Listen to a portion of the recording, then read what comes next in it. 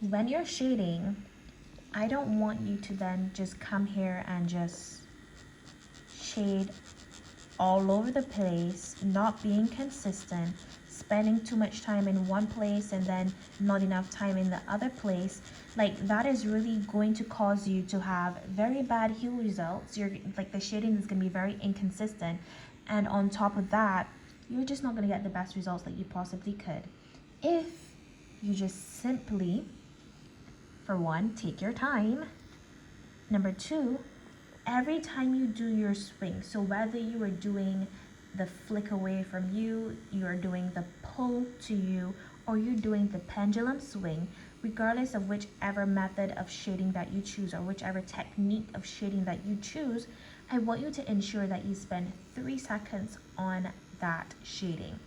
Now, when I say 3 seconds, I don't mean 1, 2, 3, or 1, 2, 3, or 1, 2, 3.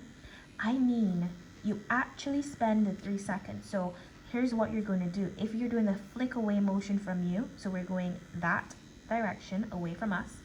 If you're doing that motion, remember, we start slightly angled and then we flick it forward, you know, hitting the skin at 90 degrees. But if you're doing that, it's more like 1, 2, 3. And what that essentially does is to ensure that we spend 3 seconds on that area. Now, if we're pulling to us, it is more like, remember, start away. 1, 2, 3. Now you hear how I'm counting it. I'm not doing 1, 2, 3 or 1, 2, 3. I'm literally just saying 1, Mississippi, 2, Mississippi, 3, Mississippi. When I'm shading, I just usually use the pendulum swing, so I'm going to show you how to do that with that 3-second method. So again, we're swinging. I like to practice my swing before I go in. Hit the skin, bam. 1, 2, 3. And what we do is just slightly ease over to the next available space. Same 3 seconds. 1, 2, 3. Again, next available space. 1, 2, 3. One more time. Next available space. 1, 2, 3.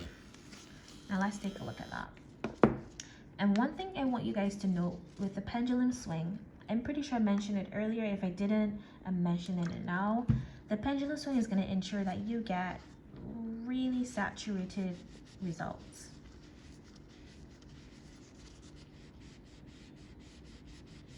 So look at this compared to if you went over here.